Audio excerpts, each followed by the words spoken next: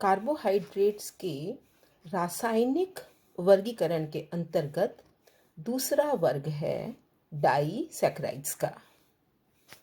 जब मोनोसैकराइड की दो इकाइयाँ आपस में एक रासायनिक प्रक्रिया द्वारा बंध में जुड़ती हैं तो डाइसैकराइड्स का निर्माण होता है। मोनोसैकराइड्स की ये दो इकाइयाँ जो डाइसैकराइड्स बनाती हैं वो एक समान या भिन्न हो सकती हैं। पोषण की दृष्टि से 3 डाइसैकराइड्स महत्वपूर्ण हैं। पहला सुक्रोज, दूसरा माल्टोज और तीसरा लैक्टोज। डाइसैकराइड्स के अंतर्गत आने वाला पहला कार्बोहाइड्रेट है सुक्रोज। इसे कुछ अन्य नामों से भी जाना जाता है, जैसे गन्ने की शर्करा या चुकंदर की शर्करा, क्योंकि इसका निर्माण गन्ने और चुकंदर दोनों से होता है।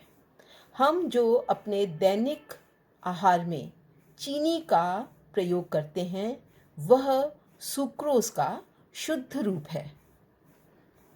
सुक्रोज जिन दो मोनोसैकराइड अणुओं से मिलकर बनता है वो है ग्लूकोज और फ्रक्टोज। डाइसैकराइड के अंतर्गत आने वाला दूसरा कार्बोहाइड्रेट है माल्टोज। इसे माल्ट शर्करा या जई शर्करा भी कहते हैं।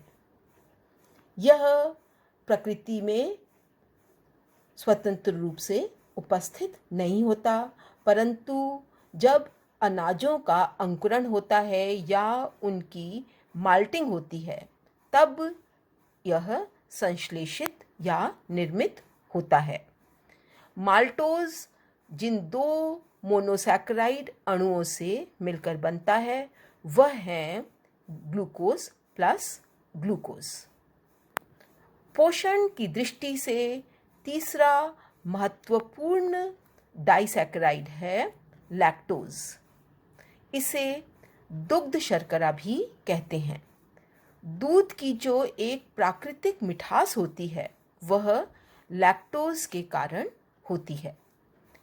लैक्टोज जिन दो मोनोसैकराइड से मिलकर बनता है वह है ग्लूकोज प्लस गैलेक्टोज। कार्बोहाइड्रेट्स के रासायनिक वर्गीकरण के अंतर्गत तीसरा वर्ग है पॉलीसैकराइड्स का। पॉलीसैकराइड्स यानी बहुअणुई शर्करा। जब एक अणुई या मोनोसैकराइड्स की कई इकाइयाँ आपस में बंध के द्वारा जुड़ती हैं तो पॉलीसैकराइड्स का निर्माण होता है। इसमें एक अणुई शर्करा की संख्या 3 से लेकर 5000 तक हो सकती है। पॉलीसैकराइड्स के अंतर्गत आने वाले 3 महत्वपूर्ण कार्बोहाइड्रेट्स हैं। पहला स्टार्च, दूसरा ग्लाइकोजन और तीसरा सेल्यूलोज। स्टार्च ग्लूकोज की लंबी श्रृंखलाओं से बना हुआ पॉलीसैकराइड है।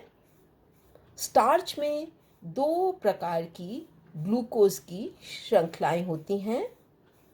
एक सीधी श्रृंखला जिसको अमाइलोज कहते हैं और दूसरी शाखित या ब्रांच वाली श्रृंखला जिसको अमाइलोपेक्टिन कहते हैं। हमारे आहार में ऊर्जा का प्रमुख स्रोत स्टार्च ही है।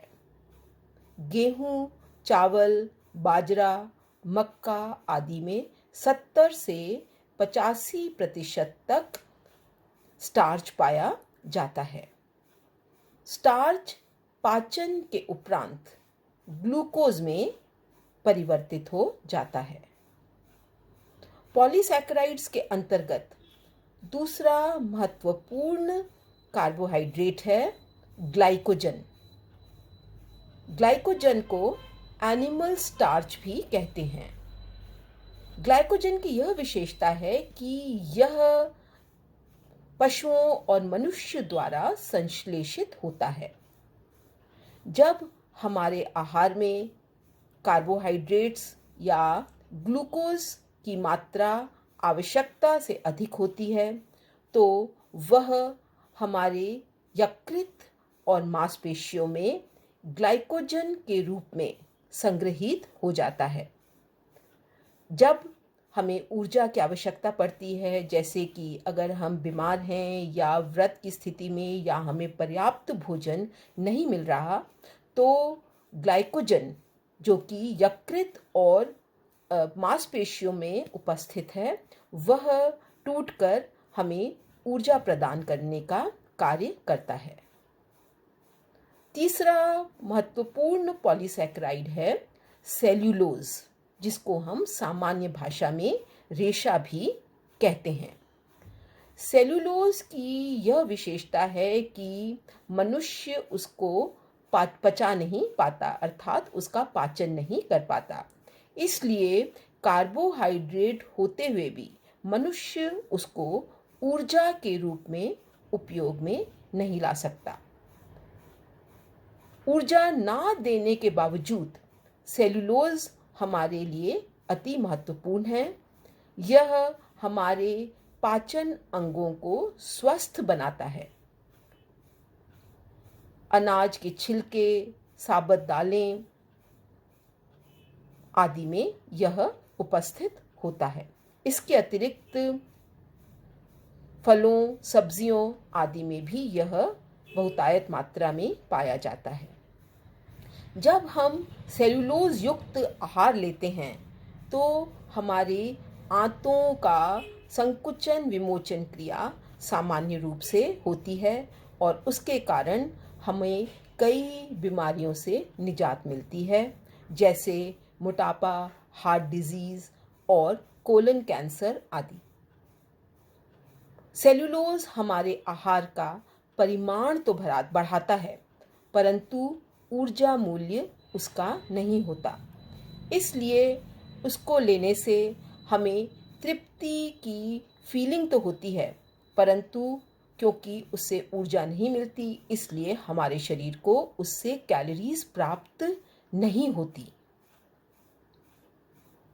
तो स्टूडेंट्स, ये था कार्बोहाइड्रेट्स का वर्गीकरण। मेरे अगले लेक्चर में मैं आपको जो मैंने पढ़ाया है उसके बारे में क्वेश्चंस आंसर्स के द्वारा पूछूंगी। धन्यवाद।